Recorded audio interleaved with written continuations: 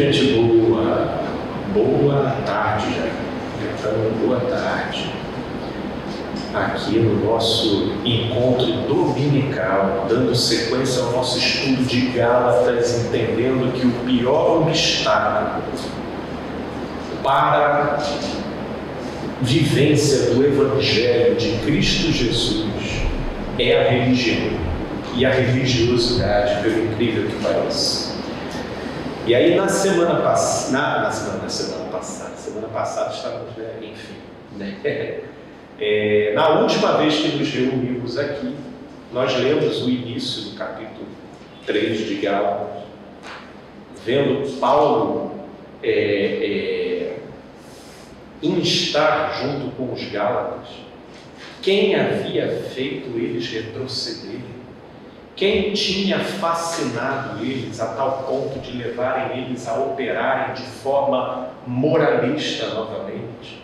E eu não sei se vocês lembram, mas o moralismo e a moralidade, eles promovem uma sedução muito grande. Vocês já leram para notar? Uma sedução muito grande, porque interagindo com o olhar dos outros, a unanimidade no olhar dos outros, no modo como eles leem e interpretam, isso cumpre uma função compensatória muito grande para a nossa autoestima. E aí basta uma pessoa com um certo complexo de inferioridade ou de rejeição mal resolvido para ele ficar absolutamente fascinado e tentado em querer crescer em reputação diante de um determinado grupo. E isso, no meio da religião, é um terreno extremamente fértil, justamente porque certos comportamentos, e certos comportamentos são estabelecidos como importantes, como dignificantes, como, por exemplo, no meio religioso, vamos enumerar alguns deles aqui: frequentar a igreja, carregar o livro preto como desodorante debaixo da axila, e quanto maior for esse livro, melhor. Dar a paz do Senhor para o pessoal na rua: paz do Senhor, varão, ô, paz do Senhor, e tudo. Dar o dízimo. Eu comprei uma Bíblia grande por causa disso. Ok, Bíblia pequenininha para quem está se escondendo. Está se escondendo, isso. Então, a Bíblia grande já vai acabar isso ali, ó. Aí o pessoal vai te ver na rua. Vai te ver na rua, ó. É crente. Então você consegue ver os elementos reguladores da reputação dentro do grupo, de modo que, se você ver e analisar, nada disso tem relação alguma com a essência do sujeito, com a personalidade do sujeito, com a consciência do sujeito. Por isso que o meio religioso é o melhor meio para você disfarçar as piores doenças de caráter que você possa imaginar. Como aí o corinho que estávamos cantando, como é precioso, irmão, E o nosso mano aqui estava contando aí da tal igreja lá, cuja família do pastor lá, meu Deus do céu, era um salseiro, mas todo mundo cantando, lá em cima do palco, naquela cena de margarina, irmão precioso, e um comendo o fígado do outro nos bastidores da coisa, Então, quer dizer, o moralismo e a moralidade, no modo como ele se estabelece no grupo, criando prioridades, isso para alguns é altamente sedutor. Porque para imaginar, você nunca conseguiu controlar certas taras, certas compulsões. Por outro lado, você nunca conseguiu aquela afirmação que você gostaria, por exemplo, no meio da sua família. Seu pai e a sua mãe, de repente, faleceram pensando de você muito aquém de quem você gostaria que eles pensassem de você. E aí o sujeito sai vida fora com esse complexo. E aí chega no meio religioso, ele Bíblia grande? Ah, cabe no orçamento, dá para a gente comprar. O quê? Botar que essa beca aí? Essa beca aí não termina, cabe no orçamento. O quê? Paz do Senhor, glória a Deus, aleluia. Língua estranha, então? Gente, pô, isso aí é mole, né? Isso é mole. Na verdade, eu sempre falei, nem sabia. Isso aí tinha valor, né? Eu nem sabia. Né? Depois do quinto copo, a gente já está, né? Eu nem sabia que isso dava uma projeção para a gente aqui no grupo. Então, aí o sujeito vai vendo tudo, pá, isso causa uma sedução danada. Nós lemos no capítulo 2, né? Quando Paulo estava no ambiente lá com os outros apóstolos, e aí chegaram os de Jerusalém, e aí todo mundo mudou o comportamento na mesa, né? Para imaginar, tem gente que tem quase um tesão sexual nesse tipo de experiência, sabe? De você chegar num ambiente, e aí todo mundo chegou, você. Paz do Senhor aí, Val. Paz do Senhor? Pai, nossa, isso daí é uma vivência impagável, né? Introcável para muita gente. É uma vivência de natureza narcísica, narcisista mesmo. E o sujeito não abre mão. Imagina, ele vai entrar aqui no caminho da graça, não tem nem púlpito, tem aqui um telefone aqui me olhando. Está uma turma aqui, a gente vai tratar o sujeito, tudo bem, seja bem-vindo aí, senta aí. Não volto mais. Mas não, e aí não volta mais, né? Porque aí, se ele for esse grupo, ele ainda vai querer falar assim, como se tivesse um ovo na boca, eu sou pastor. Filho, boa, beleza, vamos juntos aqui. Imagina assim, a gente não dá nenhum ibope para o sujeito. Isso aí é um ambiente que não carrega as dinâmicas de interação que comunicam com aquilo que costuma favorecer o sujeito a se desvencilhar do desconforto da própria inferioridade. Você entendeu? Por isso é que ambientes moralistas seduzem por causa disso. Ao mesmo tempo que eles regulam e monitoram o seu comportamento e te obrigam a ter que abraçar uma persona para poder interagir ali, mas por outro lado tem esses ganhos extraordinários, onde você, dependendo do gabarito que você desenvolva ali, meu Deus, você ganha uma afirmação que talvez você não tenha conseguido jamais na escola, na faculdade, no trabalho, né? Por isso é que você já viu aqueles sujeitos lá no trabalho, que eles são quietinhos ali, mas dentro da igreja são uma trombeta. Mas por quê? Porque dentro da igreja eles recebem um valor e eles conseguem uma projeção onde os códigos comportamentais e de atuação da igreja já no trabalho não tem o menor valor. Ali no trabalho, não. O trabalho é aqui, meu irmão. Só faz acontecer aí, porque senão está atrás o meu aqui. Bota isso aí para frente. Então, o código de operação é outro, né? E aí já não dá aquele valor todo. Mas o sujeito ele não tem o menor problema de ser aquele cara esquizoide ali no cantão, que não conversa com ninguém, tudo, porque a compensação dele está lá dentro da igreja, do modo como ele é visto e afirmado ali dentro. Ele está ali, mas boa noite, quando chegar no culto. Quando chegar no culto, meu irmão, eu vou entrando com tudo. Chegou uma chuva, chegou um pastor. Aí vem o pastor, tá todo, irmão. Né? É gostoso, a gente não pode negar que isso daí é gostoso, que isso daí produz, né, um valor moral, e isso em qualquer movimento, tá? Qualquer movimento social. A moralidade existente, e ela vai colocando apontamentos e situações que, do modo como você depreende, você já sabe como se destacar no meio daquele grupo. É só aos poucos você ir assimilando e agindo conforme o script, que você vai se destacando ali naquele meio. E Paulo viu que os Gálatas ficaram seduzidos por isso.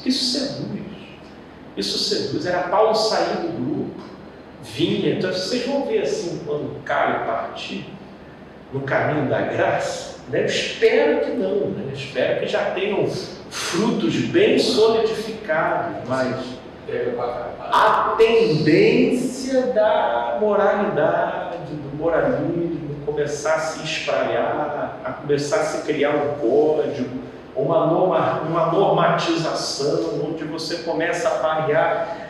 Isso é uma tendência humana. Morar em São Paulo ou frequentar Itália. Isso, vai ser a alternativa. Porque isso faz parte do movimento humano. Isso faz parte de tudo o que se institui, né? Da instituição humana, né? E instituição humana é assim. Acho que cada geração teria que ser responsável pela instituição de sua própria geração. Porque se uma instituição atravessar outra geração, sobre ela vai se endossar outro elemento que é chamado de tradição. Tradição é um outro normatizador de comportamentos, que pode cumprir uma finalidade positiva, não estamos aqui negando isso, mas também é um outro fator de coerção do comportamento de quem está no grupo. Porque todo aquele que visualizar um ponto cego ou alguma coisa questionável que poderia ser revista, ele de imediato vai ser considerado um malfeitor por causa da tradição. Porque a tradição, ela exerce um peso que faz da coisa passar como se ela fosse verdade, quando na verdade ela é só uma proposição tradicional, que porque atravessou o tempo, então isso empresta para ela um valor de verdade. E muitos tratam como se fosse tal, mas o produto final é uma série de pessoas oprimidas e danificadas, porque aquela proposta, embora seja tradicional, não está alinhada com a verdade da vida, que é dinâmica, não é estática. Ela vai se metamorfoseando com a própria cultura, com as próprias situações da vida, inclusive nos levando a enxergar a vida por ângulos absolutamente diferenciados, né? Sem perder a essência. Sem perder a essência. Voltando então para cá,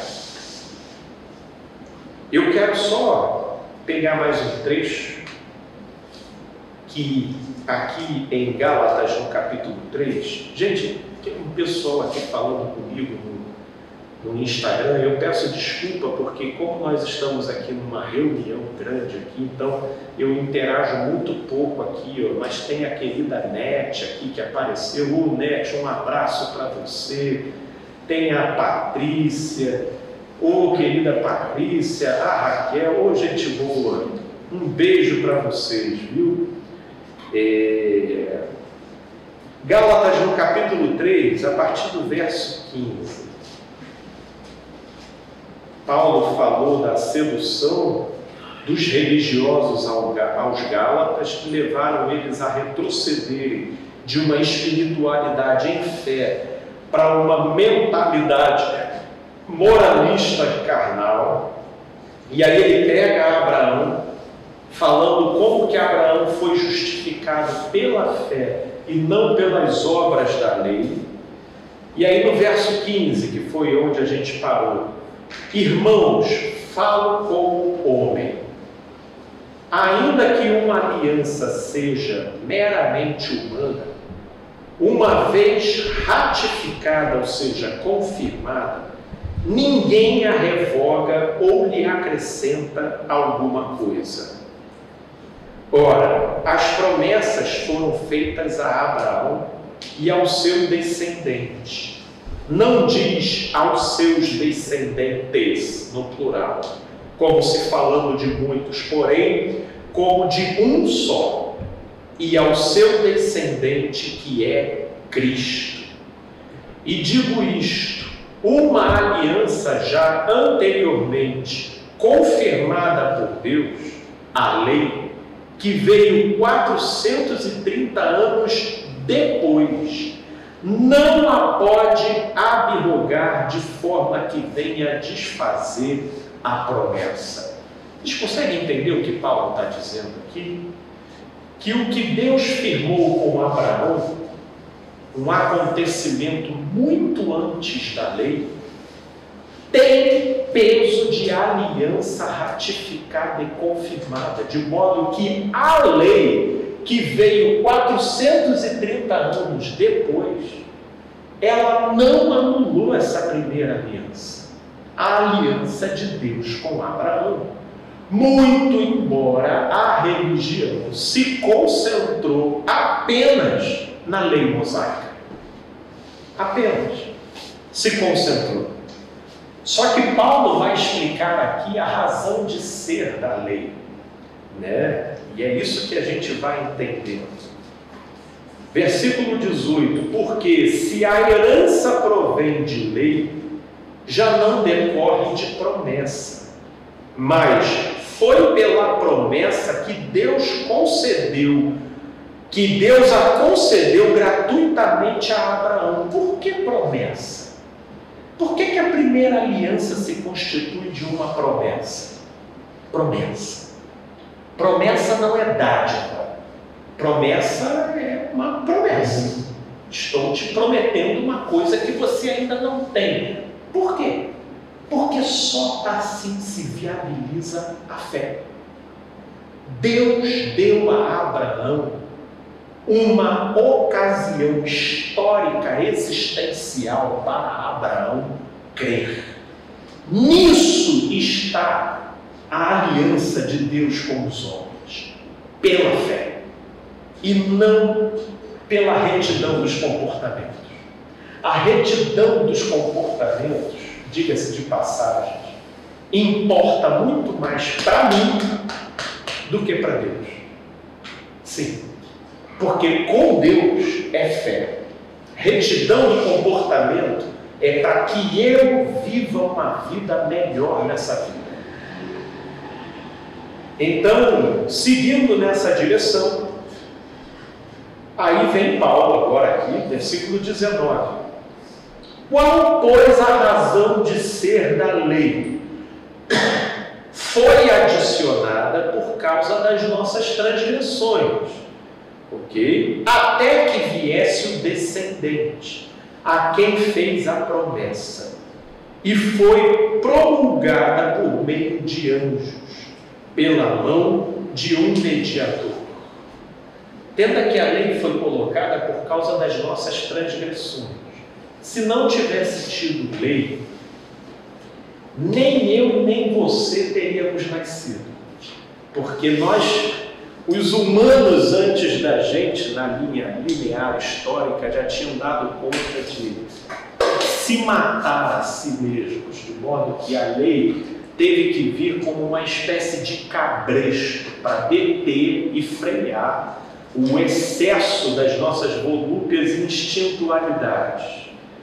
Verso 20, ora, o mediador não é de um, mas Deus é um. É porventura a lei contrária às promessas de Deus? De modo nenhum. Porque se fosse promulgada uma lei que pudesse dar vida à justiça, a justiça, na verdade, seria procedente da lei. Só que a lei não produz vida, né? A lei, na verdade, só produziu na gente o conhecimento de que a gente é incapaz de seguir a lei.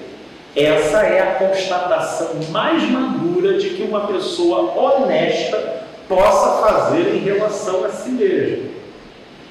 Mas a Escritura encerrou tudo sob o pecado, para que, mediante a fé em Jesus Cristo, fosse a promessa concedida aos que creem. Mas antes que viesse a fé, estávamos soterrados para essa fé que de futuro haveria de revelar-se, de maneira que a lei nos serviu de aio para nos conduzir a Cristo, a fim de que fôssemos justificados pela fé. Eu acho que aqui, eu vou até dar uma parada por aqui, porque Paulo aqui, ele fala uma coisa importantíssima. A lei nos conduziu como aio até Cristo. O que é o aio? Aio era aquele tutor que recebia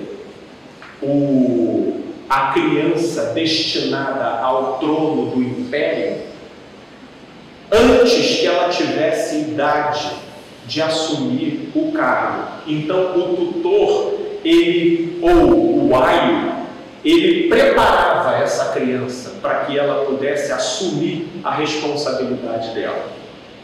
Então, nessa direção, Paulo diz que a lei nos serviu como aio até Cristo, porque a lei criou condicionamentos e impedimentos para que nós pudéssemos ser preservados até a maturação da consciência estar habilitada a aprender significados.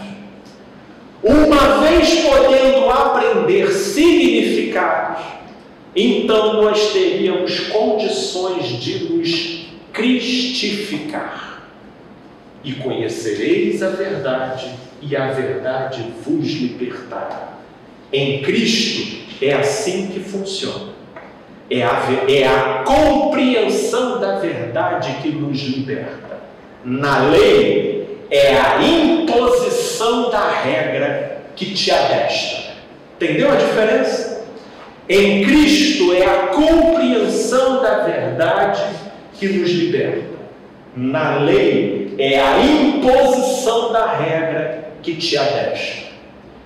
Quanto menos possibilidade de compreensão acerca da realidade, da vida e da verdade que uma pessoa tenha, mais ela será carente da regra e da lei. Porque só assim ela será freada na sua loucura. Agora, quanto mais compreensão e abertura para entendimento de significado, menos necessidade essa pessoa terá da lei. Porque ela, entendendo a razão das coisas, ela por ela mesma terá tudo para seguir na direção da vida. Conseguiu pegar esse nicho? É por isso que a maioria dos ambientes religiosos que eu conheço são máquinas de infantilização das pessoas.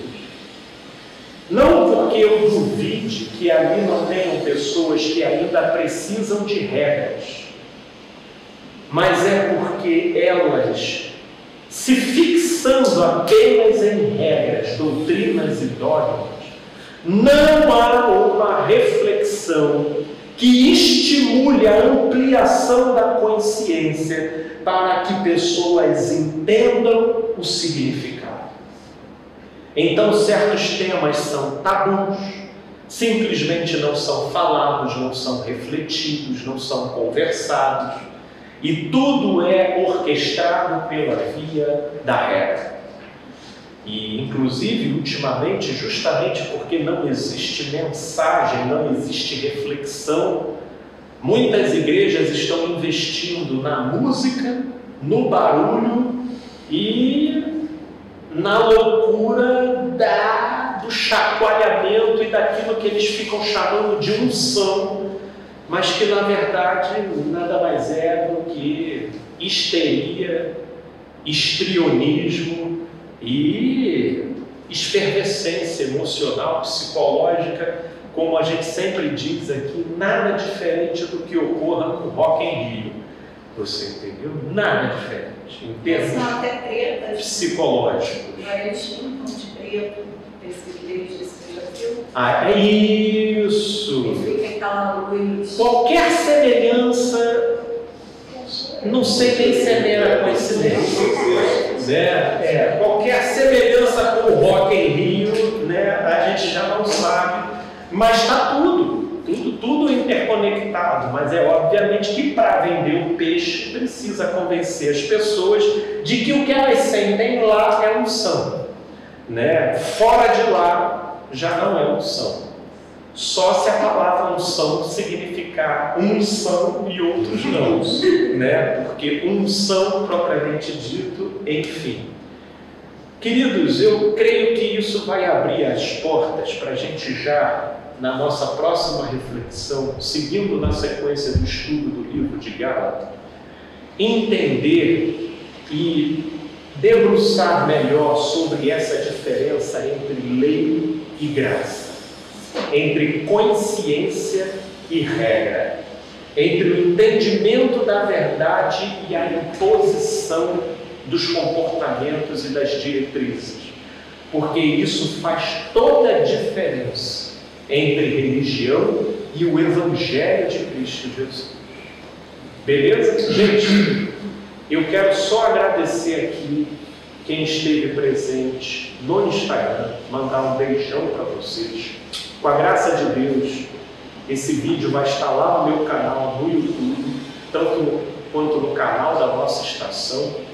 E com a graça de Deus, no domingo que vem nós estaremos juntos. Ô Raquel, um beijão, querida.